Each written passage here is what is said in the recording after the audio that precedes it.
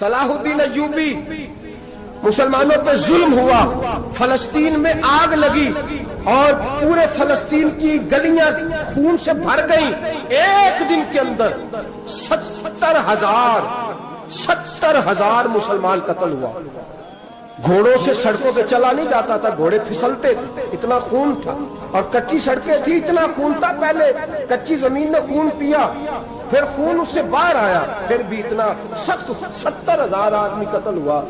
صلاح الدین ایوبی کون تھے؟ میرے غوث اعظم جیلانی کے مدرسے کے طالب علم تھے۔ جامعہ نظامیہ مدرسہ، یہ مدرسے ہیں جنہوں نے دین کے مجاہد پیدا کیے، مدارس ہیں جنہوں نے دین کے مجاہد پیدا کر کے پوری دنیا کے اندر پھیلائے ہیں۔ مدارس کے اندر دہشت گردی آئی، میں اختلاف نہیں کرتا، لیکن ابھی بھی مدرسے ہیں جن مدرسوں سے رسول اللہ کے دین کا سچا درس دیا جاتا ہے، امن، پیار اور محبت کی فضا کو عام کیا جاتا ہے وہ مدارس، اور انشاءاللہ قیامت کی صبح تک وہ مدرسے قائم رہیں گے۔ صلاح الدین ایوبی مدرسے کے طالب علم ہے، مدرسے کا، لیکن مدرسہ اس کا تھا جو ساتھ درویش بھی تھا۔ صلاح الدین ایوبی اکیلا اپنے دوستوں سے کہنے لگا مسلمانوں کی مدد چند سالوں میں نکلو مدد کریں۔ انہوں نے کہا تیرے نکلنے سے کیا ہوگا؟ کہنے لگا میں نے نہیں نکلنا، میرے اللہ نے میری مدد کرنی ہے، میرے اللہ نے میری اٹھ باندھ کمر کیا ڈرتا ہے، پھر دیکھ خدا کیا کرتا ہے، اور میں مجھے نکلنے دے، اللہ میری مدد کرے گا۔ تھوڑا تھوڑا کر کے فوج جمع کی، کوشش کی۔ چند سالوں کے بعد اسی جگہ جہاں مسلمانوں کا خون بہا تھا، اللہ نے اسلام کا جھنڈا پھر سے بلند کر دیا۔ صلاح الدین ایوبی فاتح بن کے مسجد اقصی کے دروازے پہ کھڑا ہے۔ چند سال گزرے، عیسائیوں کا اپنا وہ ظلم ابھی یاد ہے، اور عیسائی سارے لیڈر کہتے ہیں تیاری کر لو، اب ہمارے بچے کاٹے جائیں گے، عورتیں بیوہ ہوں گی، گردنیں کٹیں گی، اب دیکھنا جتنا خون ہم نے بہایا تھا مسلمان اس سے دگنا بہائیں گے۔ صلاح الدین ایوبی گھوڑے پہ کھڑے ہیں اور پوچھتے ہیں او عیسائیوں بتاؤ تمہارے ساتھ کیا کروں؟ گردنیں جھک گئیں، جواب کوئی بھی نہیں۔ کہا تم نے 70,000 مسلمان ایک دن میں مارا تھا، بولو تمہارے ساتھ کیا کروں؟ تم نے ایک دن میں مسلمان یوں کاٹے جیسے گاجر مولی کاٹی جاتی ہے، بولو کیا کروں؟ عیسائی کہنے لگے ہمیں اپنے ظلم یاد ہے، تشدد یاد ہے، بربریت یاد ہے، تو بہتر جانتا ہے تو نے کیا کرنا ہے۔ صلاح الدین ایوبی گھوڑے پہ فاتح کھڑا ہے، آنکھوں میں آنسو آئے، تڑپ کے رویا، کہنے لگا میں تمہارے ساتھ وہی سلوک کروں گا جو میرے مصطفیٰ نے قریش مکہ کے ساتھ فرمایا تھا، لا تصریب علیہ، جاؤ تم پر کوئی زیادتی، جاؤ تم آزاد ہو۔ اس نے کہا تو کر کیا رہا ہے؟ کہنے لگا میں کیا کروں، میں اس محمد کا ماننے والا ہوں جس نے معاف کرنا سکھایا ہے صلی اللہ علیہ وسلم، میرے پیروں میں زنجیر ہے رسول اللہ کی غلامی کی، جاؤ تم آزاد ہو۔ اس نے کہا تم آزاد ہو، لوگوں نے کلمہ پڑھنا شروع کر دیا، اشہد ان لا الہ الا اللہ واشہد ان محمدً عبدہ۔ سارے قبیلے کے کچھ نہ کچھ لوگ مسلمان، ایک قبیلہ رہ گیا مسلمان نہیں ہوتا۔ صلاح الدین ایوبی اپنے خیمے میں بیٹھے ہیں تو ایک بی بی آ گئی، اس قبیلے کا کوئی شخص مسلمان نہیں ہوتا۔ بی بی آئی، آگے کہنے لگی میرے 4 بیٹے جنگ میں کھو گئے، چھوٹے چھوٹے بچے جنگ میں کھو گئے، مل نہیں رہے، فوجیوں کو حکم دے مجھے میرے بچے تلاش کر کے دیں۔ صلاح الدین ایوبی نے جھٹ پٹ سر پہ امامہ باندھا، نیزہ پکڑا، سینے بند باندھا، اپنے جبے کو سمیٹا اور باہر کہنے لگی تو کدھر جا رہا ہے؟ کہنے لگا میں خود تیرے بچے تلاش کر کے دوں گا۔ صلاح الدین چند سپاہی ساتھ گلی گلی نکلے، گلی گلی فجر کے نکلے، اثر ہو گئی، تھک گئے، 2 نمازیں صحرا میں پڑھی، جنگل کے اندر پہنچے تو ایک کونے میں 4 بچے ایک جگہ ڈرے اور سہمے ہوئے بیٹھے ملے۔ صلاح الدین ایوبی اٹھا کے لائے، ماں کو کہنے لگے تیرے بچے ہیں، نکلا اس لیے تھا کہ میرے نبی نے فرمایا بچے جدا ہوں تو ماں کو درد بڑا ہوتا ہے، اور میرے رسول نے فرمایا تھا جب جنگ کرنے جاؤ تو کھیت برباد نہ کرنا، فصلیں تباہ نہ کرنا، بچوں کو ماں سے جدا نہ کرنا۔ فرمایا میں سوچ رہا تھا تیرے بچے کہیں میری وجہ سے جدا ہو گئے تو مصطفیٰ کو جواب کیا دینا؟ فرمایا تیرے بچے ڈھونڈ کے لایا ہوں۔ بچے ماں کے پاس آنے لگے تو ماں نے بڑے بیٹے کے منہ پہ تھپڑ مارا، کہتا اماں کیا ہوا؟ کہنے لگے تو نے سنا نہیں کہ دشمن کے بچوں کی اتنی حفاظت کرتا ہے، میرے پاس نہ جا، اس کے قدموں میں بیٹھ جا۔ جس نبی کے غلام اتنے سچے ہیں وہ نبی کتنا سچا ہوگا، جس نبی کے نوکر اتنے کھڑے ہیں وہ نبی کتنا کھڑا ہوگا، جا جا کے کلمہ پڑھ لے۔ مسلمانوں کی نا ایک تعداد لڑتے لڑتے لڑتے لڑتے دور چلے گئی، تاتاریوں نے قید کر لیا، 4 مسلمان تھے تبلیغ کرنے گئے، جنگ کرنے گئے، جہاد کرتے کرتے کافروں سے لڑتے لڑتے تاتاری قوم میں چلے گئے، وہاں قید کر لیے گئے تو سزائے موت کا حکم ہوا۔ 4 بزرگ تھے، سزائے موت کا حکم ہوا تو تاتاری بادشاہ جو تھا وہ بڑا خلاف تھا، بڑا سخت مخالف تھا مسلمانوں کے۔ اس نے کہا کہ ان کو جب پھانسی دینا تو مسلمانوں کو تو میرے سامنے دینا۔ اب 4 عالم ہیں، 4 صوفی ہیں، سفید داڑیاں، سر پہ امامے۔ پھانسی کا وقت آیا تو جو پھانسی گھاٹ ہے وہ ایک ہے، چاروں کو اکٹھے پھانسی نہیں ہو سکتی۔ ایک کو کہا کہ ایک ایک کر کے ان کو پھانسی دو۔ جب پھانسی کا وقت آیا نا تو جو سب سے پیچھے صوفی تھے وہ دوڑ کے آگے آئے، کہنے لگے بادشاہ پہلی باری میری لگا پہلی۔ اب بادشاہ نے کہا ٹھیک ہے اسے لٹکا دو۔ وہ قریب آئے تو دوسرے دوڑ آئے، کہنے لگے نہیں نہیں پہلی باری میں نے زیادہ کافر قتل کیے، میرا بڑا جرم ہے، مجھے پہلے سزا دو۔ ان کو پھانسی دینے لگے تو تیسرے آ گئے، کہنے لگے نہیں یہ تو میرا قتل کرتا تھا، رستے میں بتایا کرتا تھا، ڈھونڈ کے میں بتلاتا تھا کہ یہاں زیادہ تعداد ہے، مجھے پہلے پھانسی دو۔ تیسرے کے ساتھ بات ہو رہی تھی تو چوتھا دوڑا آیا، کہنے لگا یہ رستے بتاتا تھا، یہ تبلیغ کرتا تھا، یہ سارا کچھ کرتا تھا، لیکن کہا یہ کہتے تھے چلو واپس چلتے ہیں، میں جانے نہیں دیتا تھا، میں کہتا تھا اور کافر مارنے اور علاقے فتح کرنے، میرا جرم بڑا ہے، مجھے پہلے پھانسی دو۔ بادشاہ کہنے لگا مجھے 35 سال ہو گئے حکومت کرتے، بڑی دنیا کو پھانسی دی ہے، لوگ تو ایک دوسرے کو دھکے دیتے ہیں کہ پہلے تو جا پہلے تو جا، اور تم کیسی قوم ہو کہ ایک دوسرے پہ قربان ہو رہے ہو۔ کہنے لگا تم ایک باپ کی اولاد ہو، جاگ رہے آپ لوگ؟ تاتاری بادشاہ کافر بادشاہ اسلام کی مخالفت کر دیں، ایک باپ کی اولاد ہو کا نہیں، ایک قبیلے کے رہنے والے ہو کا نہیں، ایک ملک کے رہنے والے ہو نہیں۔ اس نے کہا رشتہ کیا ہے تمہارا، رشتہ کیا ہے؟ تو بول کے کہنے لگے خدا ایک ہے، نبی ایک ہے، خدا ایک ہے اور نبی منفرد ایک ہے، اس قوم کی نقصان بھی ایک ہی سب کا نبی، اللہ بھی قرآن بھی ایک۔ کیا ہی اچھا تھا ہوتے اگر مسلمان بھی ایک، یوں تو سید بھی ہو، مرزا بھی ہو، افغان بھی ہو، تم سبھی کچھ ہو بتاؤ کہ مسلمان بھی ہو۔ فرمایا ہمارا اللہ ایک ہے، نبی ایک ہے، تو کہا پھر ایک دوسرے پہ جان کیوں دیتے ہو؟ فرمایا ہمارے نبی نے ہمیں بھائی بھائی بنا دیا ہے، بھائی کا دل نہیں کرتا اس کی آنکھوں کے سامنے بھائی چلا جائے، ہمارا دل نہیں کرتا پہلے مجھے دے پہلے مجھے دے۔ بادشاہ کہنے لگا تمہارا جذبہ مجھے متاثر کر گیا، جاؤ میں تم چاروں کو آزاد کرتا ہوں، تمہیں آزاد کرتا ہوں۔ میرے دوستو یہ رنگ تھا، دیکھیں نا، یہ اس دھرتی نے نظام دیکھا ہے نا، اس فلک نے پہلی بار دیکھا، اس زمین نے پہلی بار، اور میرے حضرت صاحب فرمایا کرتے تھے زمین تڑپ کے روئی، اس نے پہلی دفعہ دیکھا۔ احد کا میدان ہے، 3 صحابہ تپتی ہوئی زمین پہ زخموں سے چور چور پڑے ہیں۔ حضرت انس بن نضر رضی اللہ تعالیٰ عنہ پانی کا پیالہ لے کے پہنچے، ایک زخمی سے کہا تجھے پانی پلانا ہے، تو کہنے لگا میرے زخم تھوڑے ہیں، وہ جو ساتھ پڑا ہے اس کے زخم گہرے ہیں، پہلے اسے پانی پلا دے، جا اسے دے دے۔ اس کے پاس پہنچے تو وہ کہنے لگا وہ مجھ سے پہلے گرا تھا، اس کا زخم زیادہ گہرا ہے، اسے پانی پلا۔ تیسرے کے پاس گئے تو کہنے لگا چوتھا تڑپ زیادہ رہا ہے، اس کی عمر زیادہ ہے، میں تو جوان ہوں برداشت کر لوں، بڑھاپے کی وجہ سے نڈھال ہو گیا، پہلے اسے پانی پلا۔ چوتھا کہنے لگا 5ویں کے پاس جا، 5واں کہنے لگا 6 کے پاس جا۔ حضرت انس بن نضر کہتے میں رو پڑا، میں نے کہا محمد کے غلاموں، رسول نے تمہیں کیسا جذبہ دے دیا ہے، زبانیں پیاس سے باہر ہے لیکن تمہاری اخوت مرتے دم تک قائم ہے۔ کہتے میں 7ویں کے پاس گیا تو کہنے لگا اگر 6 قربانی دے سکتے ہیں تو مجھے خود غرض نہ سمجھ، میں نے نہیں پانی پینا، جا پہلے کے پاس لے جا۔ کہتے میں پہلے کے پاس آیا تو روح پرواز کر گئی، دوسرے کے پاس آیا تو روح پرواز کر گئی، میں 7ویں تک آیا تو انتقال کر گئے۔ کہتے پانی کا پیالہ میں نے اٹھایا اور میں نے زمین پہ رکھا تو میں نے کہا پانی گوا رہنا، محمد کے غلام مر تو جاتے ہیں پر ایک دوسرے کا خیال بڑا رکھا کرتے ہیں، گوا رہنا یہ مر جایا کرتے لیکن ایک دوسرے کا درد۔ میرے دوستو لٹا ہوا برما، روتے ہوئے مسلمان، سسکیاں اور آہیں لیتی ہوئی مائیں پوچھتی ہیں اے خاصا اے خاصان رسول، وقت دعا ہے، امت پہ تیری آ کے عجب وقت پڑا ہے، وہ دین جو بڑی شان سے نکلا تھا وطن سے، پردیس میں وہ دین آج غریب الغربا ہے، فریاد ہے اے کشتی امت کے نگہباں، بیڑا یہ تباہی کے قریب آنے لگا ہے۔ اور کیا خوبصورت جملے کہے تھے کہ نبی پاک صلی اللہ علیہ وسلم نے، حضور نے فرمایا تھا میرا مومن ایک جان کی طرح ہوتا ہے، ایک جان کی طرح ہوتا ہے، ایک کو تکلیف ہو جسم کے ایک حصے کو سارا حصہ پریشان ہوتا ہے۔ فرمایا یہ ایک مکان کی طرح ہے،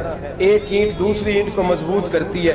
فرمایا یہ مضبوط لوگ ہیں، یہ مضبوط لوگ۔ حضرت عمر فاروق کا زمانہ ہے، ایک آدمی نے سیری بھیج دی ایک گھر میں بطور تحفہ، قحط کا زمانہ تھا، گوشت ملتا نہیں تھا، جانور، ایک آدمی نے سیری بھیج دی ایک آدمی کے گھر میں۔ اس نے کیا کیا؟ اس نے اپنی بیوی سے کہا ہماری تو خیر ہے، ساتھ والا پڑوسی زیادہ غریب ہے، ادھر نہ بھیج دے، یہاں گندم امیر شہر کی ہوتی رہی خراب اور بچی کسی فقیر کی فاقوں سے مر گئی۔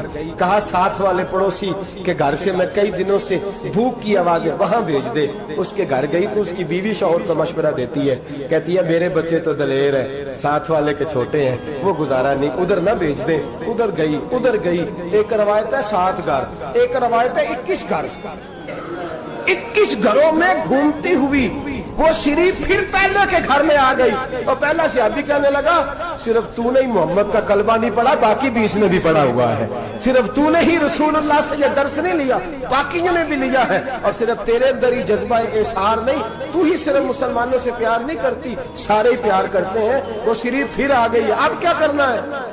اب کیا کرنا ہے؟ تو امام نبوی نے لکھا ہے، وہ کہنے لگی کرنا کیا ہے، پکاؤں گی میں اور کھائیں گے 21 گھر، پھر بھی اکیلے نہیں کھائیں گے، پکاؤں گی میں اور کھائیں گے 21 گھروں کے مطابق شوربہ پکا، اور پھر برتن میں ڈال کے وہ بی بی ایک کے گھر کا دروازہ کھٹکھٹاتی ہے، کہتی ہے مصطفیٰ کے غلاموں نکلو باہر اور کھاؤ، اس لیے کہ جس نبی نے مجھے پیار کا حکم دیا اسی نے تمہیں بھی پیار کرنا سکھایا ہے، یہ رنگ چشم فلک نے سکھایا ہے۔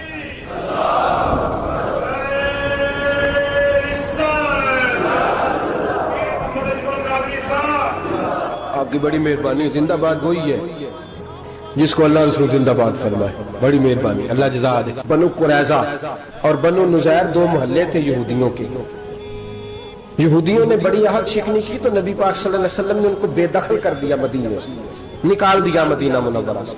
یہودی نکل گئے مدینہ طیبہ سے، تو جب وہ نکل کے جا رہے تھے تو ان کے مکان، ان کے باغ، ان کی جائیدادیں بچ گئی۔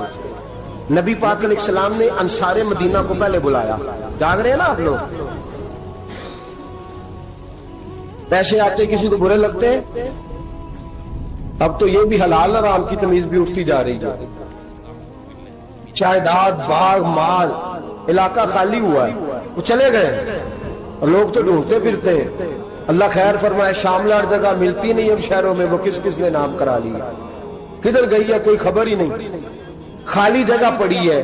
میرے نبی پاک علیہ السلام نے پہلے انصار مدینہ کو بلایا، حضور نے فرمایا انصاریوں بہت بڑی جائیدادیں یہودیوں کی، بنو نذیر اور بنو قریظہ محلے خالی ہو گئے، میرا دل کرتا ہے وہ تمہیں دے دوں، اس لیے کہ تم نے اپنے مہاجر بھائیوں کے ساتھ بڑا تعاون کیا، جائیدادیں تم نے دے دی ہیں، مکانات دے دیے ہیں، بڑا کچھ تم نے دیا ہے، میرا دل کرتا ہے وہ تمہارے نام کر دوں۔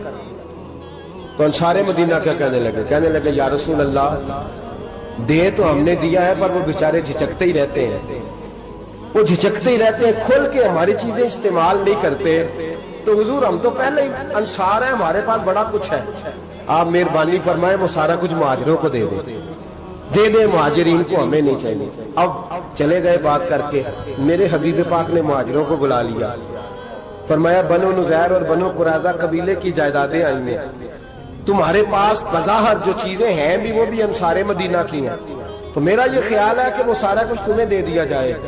ابو بکر صدیق رضی اللہ تعالیٰ عنہ کہنے لگے یا رسول اللہ صلی اللہ علیہ وسلم ہمارے انصار بھائیوں نے ہمارے لیے دل تک کھول دیے ہیں، حضور انہوں نے ہر چیز بانٹ کے ہمارے سامنے رکھ دی ہے، ہم اتنے خرد غرض ہیں کہ سارا کچھ لپیٹ جائیں۔ کہ حضور ہمارے پاس جو مکان ہے وہ ہے، ہم کاروبار کر رہے ہیں، تجارتیں کر رہے ہیں، مزدوریاں کر رہے ہیں، ہم انشاءاللہ اور بنا دیں گے، آپ یہ ہماری طرف سے ہمارے انصار بھائیوں کو گفٹ کر دیں، آپ انہیں دے دیں۔ میرے حبیب کی آنکھوں میں آنسو آ گئے، میرے نبی پاک علیہ السلام رو پڑے، یا رسول اللہ کیوں روتے ہیں؟ فرمایا تمہارا یہ بھائی چارہ قائم رہا تو اللہ اسلام کو بڑی قوتیں عطا فرمائے گا، اللہ طاقتیں دے گا اسلام کو اگر تمہارا یہ رنگ قائم رہا، یہ انداز۔ میرے غلاموں تمہارے یہ طور طریقے، ایک بھائی کہتا ہے دوسرے کو، دوسرا کہتا ہے تیسرے کو۔ عرض یہ کرنے جا رہا تھا کہ رسول کریم صلی اللہ علیہ وسلم نے یہ پیغام دیا امت کو، فرمایا دیکھیں نا کتنے بڑے لفظ ہیں۔ یہ نہیں فرمایا دوزخ میں جائے گا، یہ نہیں فرمایا کہ اسے جہنم کی سزا ملے گی۔ میرے نبی نے فرمایا میں اسے مومن مانتا ہی نہیں، میں اسے مسلمان اپنا مانتا ہی نہیں۔ حضور کسے؟ فرمایا جو پیٹ بھر کے کھاتا ہے اور اس کا ہمسایہ بھوکا سو جاتا ہے۔ میں مومن ہی نہیں مانتا۔ سزا تو تب ملے گی نا کہ جب میں کسی سزا کا اعلان کروں، میں مانتا ہی نہیں، وہ میرا ہے ہی نہیں، خود پیٹ بھر کے کھا رہا ہے، ہمسایہ اس کا بھوکا، میں نہیں مانتا۔ انما المؤمنون اخوہ، مومن بھائی بھائی، میں مانتا ہی نہیں اسے۔ اور میرے حبیب پاک اتنے بڑے لفظ حدیث میں اور کہیں نہیں ملیں گے، آپ کو اتنے بڑے جملے کہیں نہیں ملیں گے۔ میرے نبی پاک نے فرمایا اللہ کہے گا قیامت کے دن، کون؟ اتنے بڑے لفظ حدیثوں میں ملتے نہیں جتنے یہ ہیں۔ حضور نے فرمایا رب فرمائے گا بندے سے کہ میں تیرے پڑوس میں بھوکا تھا، تو نے مجھے روٹی کیوں نہیں کھلائی؟ کون کہہ رہا ہے؟ اللہ کہ میں بھوکا تھا تو نے روٹی نہیں دی، میں ننگا تھا تو نے کپڑا نہیں دیا، میں پیاسا تھا تو نے پانی نہیں پلایا، میں بیمار تھا تو تیمارداری۔ یا اللہ نہ تو کھاتا ہے، نہ پیتا ہے، نہ کپڑا پہنتا ہے، نہ تو بیمار ہوتا ہے، لا تاخذہ سنۃ ولا نوم، تجھے بیماری آتی نہیں، اونگ نیند نہیں آتی، میرے مالک تو میرے پڑوس میں تھا۔ حضور فرماتے ہیں رب فرمائے گا وہ جو بندہ تیرے پڑوس میں بھوکا تھا تو بندہ تو میرا ہی تھا نا، وہ جو بندہ تیرے پڑوس میں ننگا تھا تو بندہ تو میرا ہی تھا نا، وہ جو تیرے پڑوس میں پیاسا تڑپتا رہا تو وہ میرا ہی بندہ تھا۔ تو دوائی لینے جائے تو بڑے اسپتال میں اور اس بیچارے کو 20 روپے پرچی کے بھی میسر نہ آئے تو میرا ہی بندہ تھا۔ میرے دوست خیال کر اور یاد رکھ، یہ جو ہمسائے ممالک میں ظلم ہوتے ہیں، زیادتیاں ہوتی ہیں، ہمارے گھر کا پنکھا اچھا چلتا ہے، ہم جلوس اس وقت نکالتے ہیں جب ہماری لائٹ بند ہوتی ہے، ہم جلوس اس وقت نکالتے ہیں جب ہمارا ایسا جو ہمیں تنگ کرتا ہے، ہم اس وقت درد محسوس کرتے ہیں جب ہمارے گھر تک آگ آ جاتی ہے۔ یہ جو باہر آگ جل رہی ہے یہ تیرے گھر بھی آ سکتی ہے، یہ جو باہر فساد ہو رہا ہے یہ تیرے دروازے تک آ سکتا ہے۔ میرے رسول پاک نے ایک جان، مسلمان کو ایک جان قرار دیا۔ مجھے بتائیے انگلی کو کٹ لگ جائے، مسلمان ایک جان ہے نا، انگلی کو لگ جائے کٹ، دماغ کہتا ہے میں نے نہیں سوچنا اس کے بارے میں نے اس کے درد کو محسوس ہی نہیں کرنا، انگلی کی درد ہے، انگلی جانے اس کا کام جانے، ایسے ہی ہوتا ہے نا۔ بولے پیروں سے کہتے ہیں، انگلی کہتی ہے چل ڈاکٹر کے پاس، پیر کہتے ہیں نہیں میں نے نہیں جانا، انگلی کا کام ہے انگلی جائے، ایسے ہی ہے نا۔ دل سے کہتے ہیں تو تڑپ تھوڑا سا، انگلی کو درد ہے، کہتے میں کو تڑپوں، انگلی کا ماما، انگلی جانے اس کا کام جانے۔ ٹیلی فون کرنا ہے ڈاکٹر صاحب کا پتہ کرنا ہے، دکان کہتے ہیں میں نے نہیں بات سننی ڈاکٹر صاحب کی، زبان کہتی ہے میں نے نہیں بولنا، انگلی جانے، ایسا ہوتا ہے۔ پیر احتجاج کرتے کہ میں نے ڈاکٹر کے پاس، میں کچھ چکر کھاتا پھروں ڈاکٹر کی دکان کی، انگلی کو درد ہے انگلی جانے، ایسا ہوتا ہے بھئی؟ میرے رسول پاک نے فرمایا مسلمان ایک جان ہے، تو درد برما کے مسلمانوں کو ہو رہا ہے تو پاکستانی کہہ رہے ہیں کوئی بات نہیں، وہ جانے ان کا کام جانے، ایک جان ہے نا، درد ہونا چاہیے، تکلیف ہونا چاہیے۔ پھٹے پہ باتیں ہوتی ہیں اس موضوع پہ، اسمبلی پہ گفتگو ہوئی ہے اس موضوع پہ، آپ کی صوبائی اسمبلیاں اس موضوع پہ بولی ہیں، آپ کے کونسل اس موضوع پہ بولے، ہم تو اپنی اپنی سیاستیں، اپنے اپنے تماشے، اپنے اپنے چکروں میں لگے ہوئے۔ وہ دریا کے اندر سسکتے مسلمان، بنگالی کہتے ہیں ہمارے نہیں، برمی کہتے ہیں ہمارے نہیں، پاکستانی کہتے ہیں ہمارے نہیں، ترکی کہتے ہیں وہ کس کے ہیں؟ وہ کس کے ہیں؟ وہ اللہ کے بندے ہیں، محمد عربی کے غلام ہیں صلی اللہ علیہ وسلم۔ لیکن میرے دوستو کیا ہمیں کیا غرض ہے، وہ جانے ان کا کام جانے۔ یہ جب تیرے پیروں تک آگ آئے گی پھر تجھے پتا چلے گا یہ بڑی سخت آگ ہے۔ آج جس کافر نے برما پر عرصہ دراز تنگ کیا ہے، مسلمان تھوڑے تھوڑے مفاد لینے کی خاطر نا، بنو عباس اور بنو امیہ کی جنگ چل رہی تھی، بنو عباس جو تھے وہ غالب آ گئے، بنو امیہ جو تھے ان کی حکومت ختم ہو گئی، تو عیسائیوں نے بنو امیہ سے کہا کہ ہم تمہارے ساتھ تعاون کرتے ہیں، ہم تمہارے ساتھ تعاون کرتے ہیں اور بنو عباس پہ غلبہ پا کے تمہیں حکومت دلاتے ہیں۔ بنو امیہ بڑی جدوجہد کر رہے تھے بادشاہی کے لیے، لیکن انہوں نے کہا کہ ہم لڑ رہے ہیں، کوشش کر رہے ہیں، لیکن ہمیں کسی کافر کی مدد کی ضرورت نہیں، ہم جتنا مرضی لڑیں لیکن کافروں کے ہاتھوں بنو عباس کو مروانے کو ہم تیار نہیں ہیں۔ میں خبردار تمہارا آپس کا معاملہ ہے، ہم خود نمٹ لیں گے، تمہیں اجازت نہیں دیتے تم اندر کودو اور کود کر کے تم فسادات پیدا کرو اور مسلمانوں کے اندر تقسیم کرو۔ میرے دوستو، مسلمان کو سوچنا چاہیے، سوچ بڑی رکھنی چاہیے۔ گھر کی جنگ سے نکل آ، اب بہو ساس کے جھگڑے سے باہر آ جا، اب محلے کی سیاست چھوڑ کے باہر کا سوچ۔ اب اسلام کو تیری حاجت ہے۔ اب پوری دنیا جب مسلمان کو دیکھے نا، فیس بک یوز ہوتی ہے، اس پہ نوجوان جب اسلام کی بات کرنے لگے گا، اس پر جب بڑا اسلام کی بات کرنے لگے گا، پوری دنیا میں پیغام جائے گا کہ مسلمان اب جاگنے لگا ہے، مسلم خوابیدہ بیدار ہونے لگا ہے، اب اس کی آنکھیں کھلنے لگی ہیں، اب یہ اپنے مذہب کی بات کرتا ہے، اب یہ اپنے ملک سے، صوبے سے، برادری سے نکل کر بولتا ہے، اب یہ کہتا ہے کہ بازو تیرا توحید کی قوت سے قوی ہے، اسلام تیرا دیس ہے، تو مصطفی ہے، اب یہ بڑی سوچ رکھتا ہے، اب یہ عالمی بات کرتا ہے۔ میرے دوستو، ہمارا تو حال یہ ہے، امام اعظم ابو حنیفہ کا فتویٰ ہے، آپ فرماتے ہیں جو مولوی عالمی حالات سے باخبر نہ ہو وہ جمعے کی تقریر نہ کرے، وہ مسلمانوں کی رہنمائی نہیں کر سکتا۔ عالمی حالات سے جو خبردار نہ ہو، تو جس کو چھٹی ہو جائے، تو نے ختم نہیں پڑھا، دوڑ جا مسجد سے، تو ختم نہیں پڑھتا ہمارے، تجھے پتہ ہی نہیں تو کہاں رہتا ہے، بھاگ جا۔ وہ عالمی حالات پہ بات کرے گا، کیونکہ بیچارے کو تو پتہ ہے میری سویرے چھٹی ہو جانی، سیاست کا لفظ چھیڑا نہیں تو میں گیا نہیں۔ یاد رکھے، وہ جو بیداری ہے، وہ جو اعلیٰ ظرفی ہے، وہ جو بڑی سوچ ہے، وہ جو ملت کی سوچ، وہ جو قومیت کی سوچ ہے، وہ جو آگے بڑھنے کا زاویہ ہے، وہ تو اندر اقبال کہتے ہیں گلا تو گھونٹ دیا اہل مدرسہ نے تیرا، گلا تو گھونٹ دیا اہل مدرسہ نے تیرا، تجھے تو مدرسے والوں نے پلیٹ پکڑا دیا ہے کہ جا سویرے لنگر کٹھا کر کے لا اور دوپہر کو روٹیاں مانگ کے لا اور دیکھ آج مرا کون ہے، ختم کس کا پڑھنا ہے، تو گلا تو گھونٹ دیا اہل مدرسہ نے تیرا، اب کہاں سے آئے گی صدا لا الہ الا اللہ، تو گھونٹ دیا تیرا گلا، تو کیسے بڑی بات کرے گا؟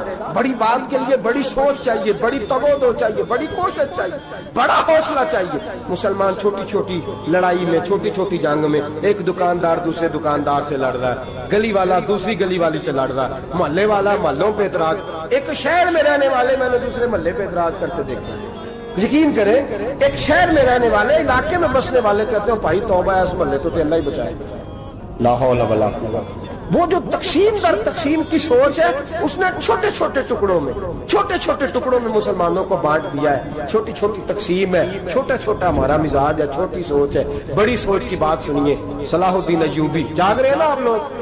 تو آخر حضرت صاحب ایڈی وڈی گل چھیڑ چھڑی ہے، یہ مطلب ہی کون نہیں، کنے برما جانا ہے تو کنے مدد کرنی ہے، میں تو بھائی فریضہ سر انجام دے رہا ہوں۔ میرے نبی نے فرمایا برائی کو یا ہاتھ سے بدل، ہاتھ سے نہیں بدل سکتا تو زبان سے تو بولنا، تو میں معذور ہوں، کمزور آدمی ہوں، ہاتھ سے بدلنے کی طاقت نہیں رکھتا، تو دوسرے درجے پہ تو مجھے عمل کرنے دو نا، اثر کرے نہ کرے سن تو لے میری فریاد، نہیں ہے داد کا طالب یہ بندہ آزاد، رونے تو دو، تڑپنے تو دو، آہیں تو بہانے دو، سسکیاں تو لینے دو، مار کھائیے تو تڑپنے تو دو۔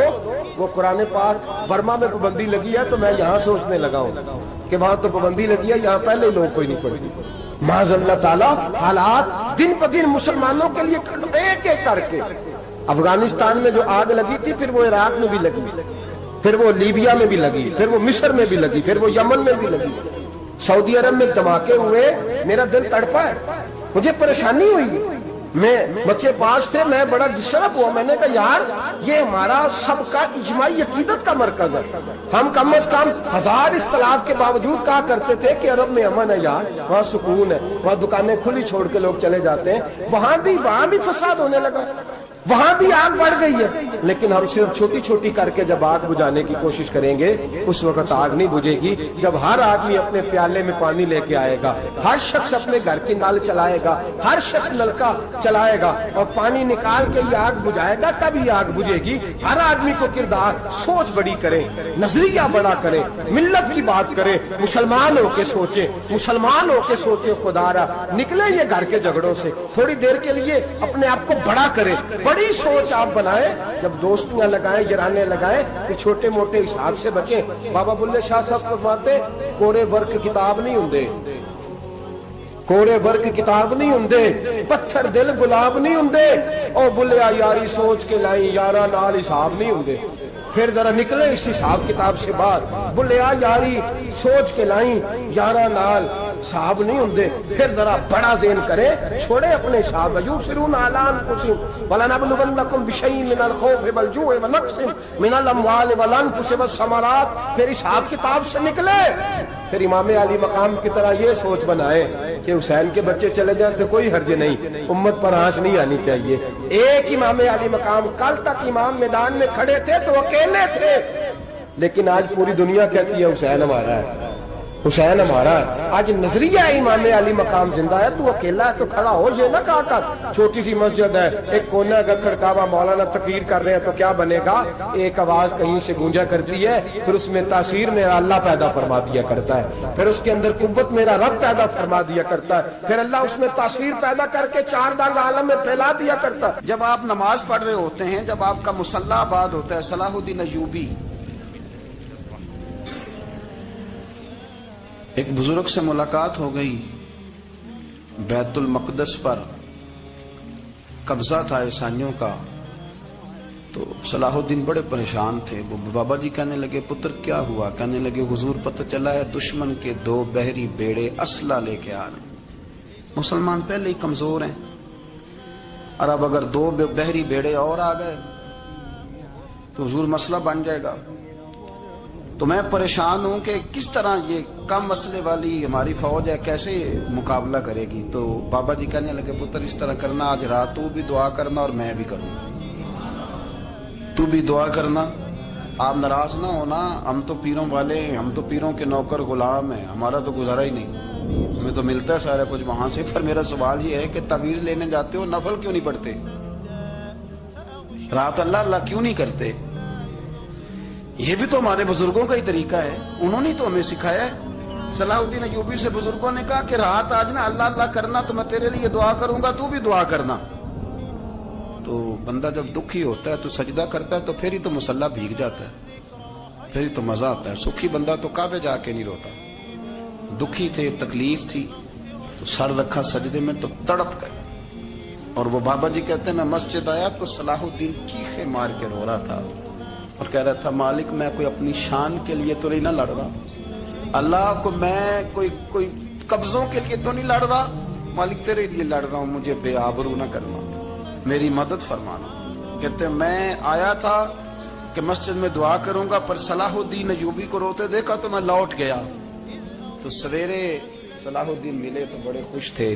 میں نے کہا پتر کیا ہوا؟ کہنے لگے حضور وہ بحری بیڑے 2 آ رہے تھے نا اسلحہ لے کے, دونوں ڈوب گئے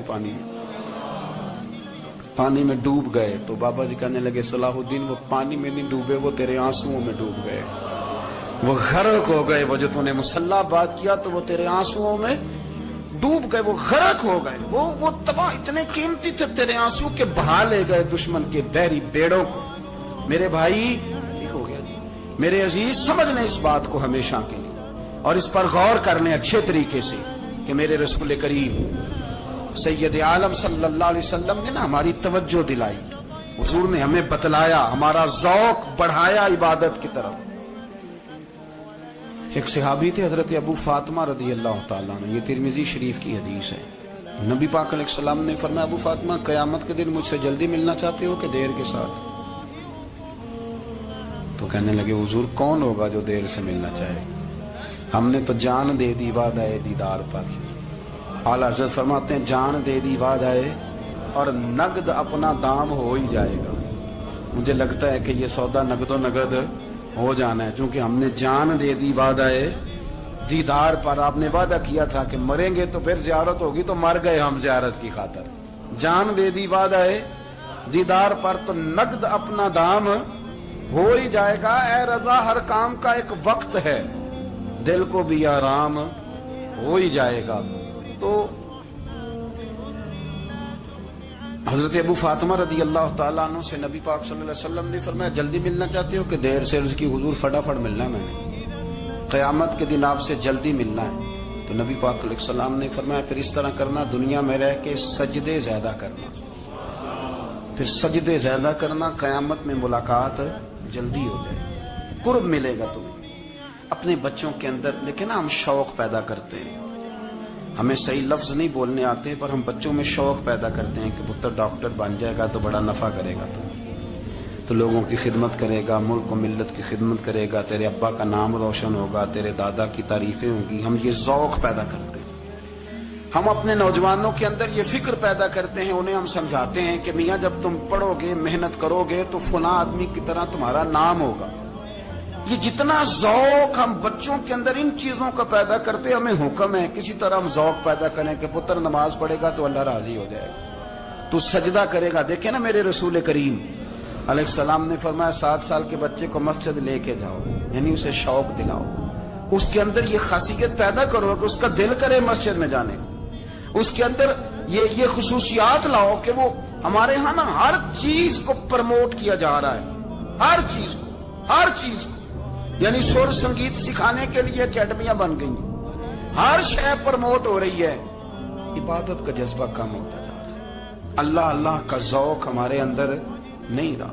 اور اتنا مشکل ہم نے اپنے لیے بنا لیا ہے کہ وہ بندہ جو بڑی زبردست مذہبی گفتگو کر رہا تھا اور تگڑی بات کر رہا تھا، کیا بات ہے، لیکن نماز کے بارے میں کمزوری دکھا جاتا ہے، نوافل کے بارے میں وہ چپکے سے نکل جاتا ہے. امام احمد بن حنبل رحمۃ اللہ تعالی علیہ، مسند امام احمد بن حنبل 14 جلدوں میں ہے مارکیٹ میں، اور مجھے تو خیر پسند ہی بڑی ہے، میں نے کئی دفعہ پڑھی ہے. اور کیا بات ہے امام احمد بن حنبل، کیسے تگڑے قسم کے محدث تھے اور اللہ نے کتنا انہیں اعزاز عطا فرمایا ہوا. یہ کوڑے بھی کھاتے تھے دین کی خاطر، سارا کرتا لہو سے بھر بھی جایا کرتا. بڑا اعزاز والا شخص تھے، بڑے اعزاز والے.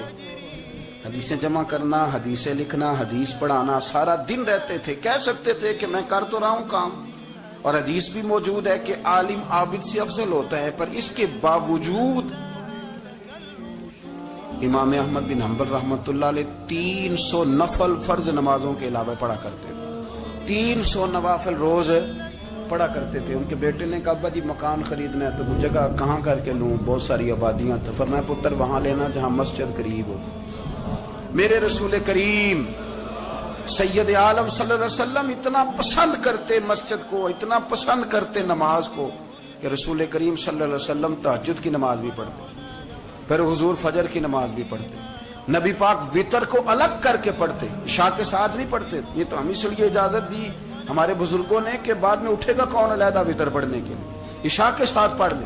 وتر پڑھتے، تہجد پڑھتے، فجر پڑھتے، اشراق پڑھتے، چاند پڑھتے، پھر مغرب کی نماز کے بعد 6 رکعت اوابین پڑھتے، پھر رات کو صلاۃ اللیل پڑھتے. سیدہ عائشہ صدیقہ کہتی ہیں زمانہ سو جاتا اور میرے رسول مصلی بچھا کے کھڑے ہو جاتے. او یار کھیتی باڑی کر کے نہیں، محنت مزدوری کر کے نہیں. جناب عائشہ کہتی ہیں میں یہ بھی دیکھتی کہ حضور ایک آیت شروع کرتے تو ساری رات اسی کو پڑھتے، اور میری نظر جاتی تو قدم مبارک پہ ورم آ جاتا. یار نماز پڑھ کے اتنی مشقت کر کے، اتنی جد و جہد کر کے ورم آ گیا. یا رسول اللہ اتنی محنت کیوں کرتے ہو؟ فرمایا افلا اکون عبدا شکورا، کیا میں اپنے رب کا شکر گزار بندہ نہ بنوں؟ صحابہ کا ذوق عبادتوں کا، ریاضتوں کا، تلاوتوں کا، طبیعت ہے ان کی. وہ ایک دوسرے کو، حضرت مولا علی شیر خدا کرم اللہ تعالی وجہہ الکریم کے زمانے میں روم کے بادشاہ نے کہا یار یہ مسلمانوں کا پتہ تو کرو، یہ آخر کیوں اتنے زیادہ مجاہد ہیں. اس زمانے میں جاسوس بھیجنے کا مزاج تھا، اب تو جاسوس پکڑا جاتا ہے، اب تو جاسوس ہو، اور جاسوسی کا شوق ویسے آج بھی ہے. عرض کروں تھوڑی سی بات اس عنوان سے. پتہ ہے کیا ہمارا مسئلہ ہے؟ ہم جہاں جاتے ہیں نا وہاں تھوڑی خوشبو سونگنے کی کوشش کرتے ہیں. وہ کیا ہے تو یہ کیا ہے تو ادھر کیا ہے تو تھوڑا سا ادھر کیا ہے. میرے رسول پاک پڑھیے درود شریف، سارے پڑھیے ذرا زور سے صلی اللہ تعالی. نبی پاک علیہ السلام نے فرمایا جاسوسی نہ کرنا ورنہ تم بندوں کو خراب کر دو. اور فرمایا اس طرح نہ ہو کہ تم کسی کے اب کھول نہ نکلو تو تمہارے پہلے کھول جائیں. یہ جو ذوق ہے نا یہ ختم کریں، چھوڑیں. مطلب آپ کس چکر میں پڑے ہوئے ہیں؟ اتنی زیادہ توجہ کرنے کی کیا ضرورت ہے؟ اپنے کام سے کام رکھیں، اس میں بندہ تھوڑا سا نا آسان رہتا ہے.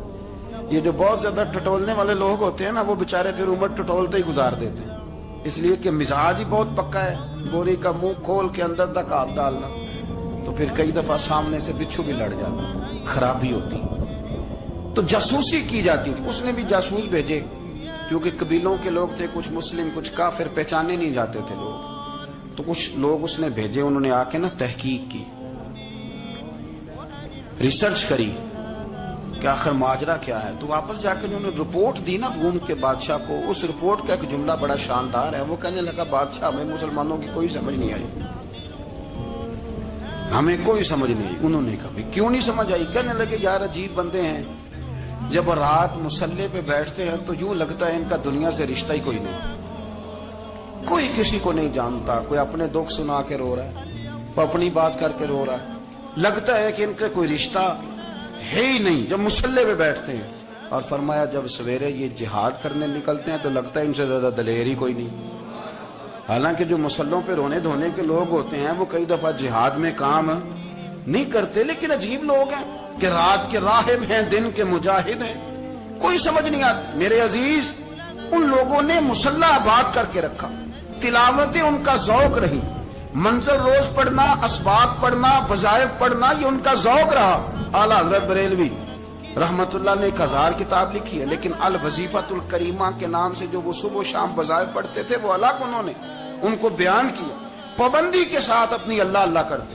شیخ شہاب الدین سہروردی رحمت اللہ علیہ، اس پر ایک بندے نے اعتراض کیا. اس نے کہا جی آپ کس قسم کے صوفی ہیں، مرید بیٹھے ہیں اور آپ وہاں نفل پڑھ رہے ہیں.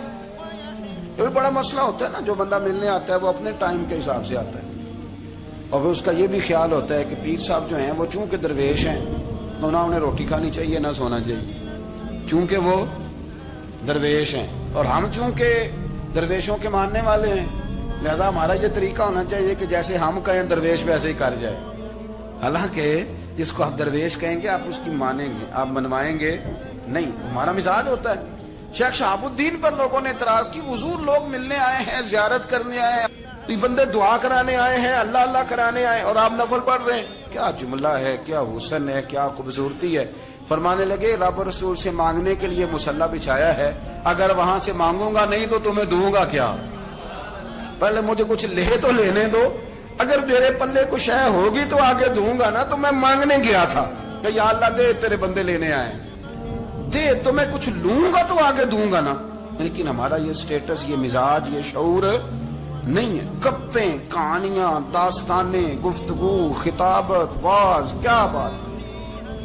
لیکن اگر کچھ کرنے کا کام ہو تو وہ نیم سے ہوتا. میرے نبی کریم علیہ الصلوۃ والسلام نے مصلی سے دل لگانے کا درس دیا، حضور نے توجہ دلائی. صحابہ اس ذوق کے حامل لوگ تھے، وہ کوشش کرتے تھے. جناب صدیق اکبر رضی اللہ تعالیٰ عنہ کا عبادت کا مزاج ہمیشہ قائم رہا. حضرت عمر فاروق ساری رات اللہ کے حضور کھڑے رہے.